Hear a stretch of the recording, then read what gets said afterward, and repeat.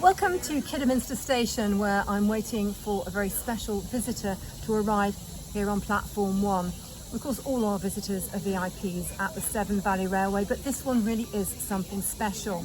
He's a volunteer who today is on his last turn ever as a driver, having clocked up just shy of 60 years on the footplate and more than 1 million miles in steam. And here is 34027 Taw Valley with the man himself at the regulator. In 1962, John Price joined British Railway's Western region at the tender age of 15 and worked his way up from cleaner to fireman on the main line. It was quite daunting actually, because my first day when I arrived at Paisley Shed, I was given a check number and told to go to the stores to get some overalls and a steam cap. And I walked into this shed. When I opened the door to walk in, it was billowed with green, yellowy smoke, and there was all these slumbering giants hissing and gurgling away. And I felt as though I was in a chamber of tigers, to be honest with you. And I walked across to the oil stores and given a pair of overalls, which was about 3 sizes too big, but I was told I would grow into them.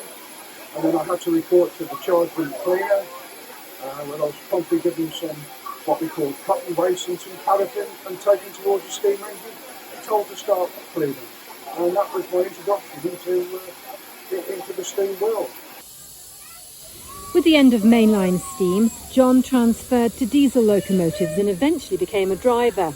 He started volunteering at the SVR in 1975, where he worked his way up to steam driver, something that proved very useful back out on the main line. I've done a few then, but when I went to Worcester still had steam special work, but they'd run out of drivers and they'd all retired. So it was pretty obvious that I was the ideal candidate to the Pasco for steam. And I always remember the inspector brought me to the Severn Valley Railway to Bewsbury to explain the workings of the steam engine. So he was quite happy with me, and then he gave me a practical exam out on the main line, not with a Severn Valley engine, but with a steam special. Like all the SVR's highly experienced drivers, John's made it his mission to pass on his skills to the next generation. Today's Footplate crew paid tribute to him. John's absolutely fantastic, because you can make a mistake and he'll be like, yeah, not a problem, you've learned from it, and he'll laugh about it in a way, and it'll be serious but not overly serious. So he's brilliant from that point of view, and then his 60 years of knowledge are just fantastic really. He's given myself and Tom everything he knows, passed it on, which is brilliant. I'm one of the last generation to work with someone that did it for real. We're all volunteers here and we're very good at what we do here, but John did it as a full-time job back in the 1960s, and that's something that you've got to admire, that he's still doing it and still doing what he did full-time as a volunteer.